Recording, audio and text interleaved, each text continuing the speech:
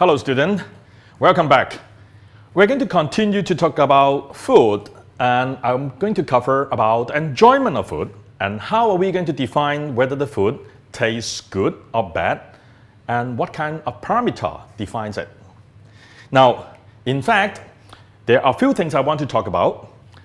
First of all, I want to talk about when the food comes to our body, what are they and how are they being perceived? And most of the time, in fact, these are the chemicals that we take into our body. And in fact, it's going to trigger a whole bunch of physiological response, which involves hormone. And they would regulate how we feel and whether we want to have more, we don't want to have more. Of course, all this food, when they come in front of us, it is because of how they look, how they taste, how they smell. So therefore, there's a lot of sensory input. And so for that, we need to look at how this sensory input is being perceived by us and how it's going to affect the quality of this food. And finally, we want to talk about how this so-called sensory-specific satiety, when we are constantly being stimulated by the same sense, how do we feel? And whether we get tired of them, or even though that we love this kind of food, but then we can continue to eat them again and again, even though we are full. Now, having that in mind, I want to highlight a few other factors which is affecting how we perceive the quality of food.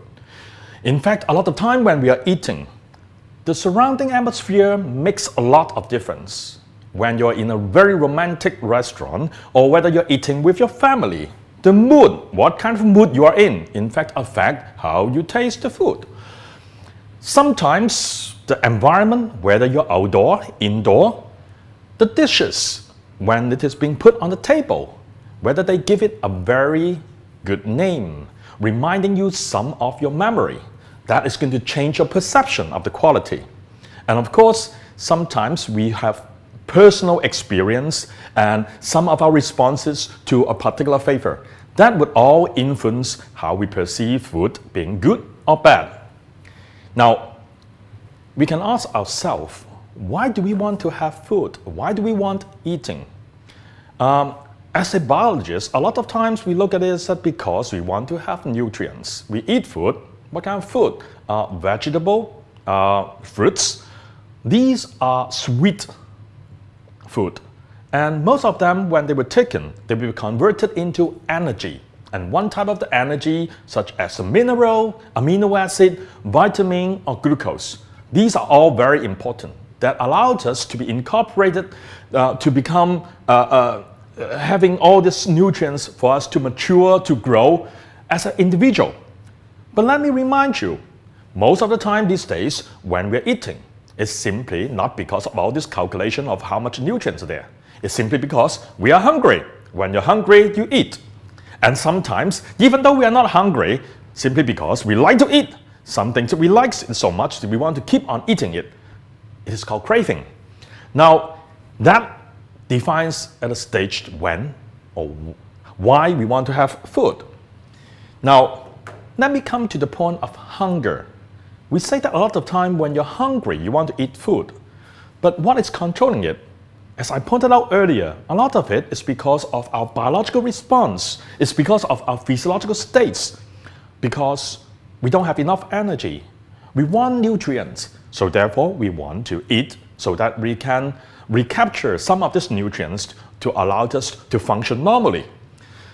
But as I pointed out, a lot of time it's the psychological state, the social state, how we're interacting with the environment. All these affect us.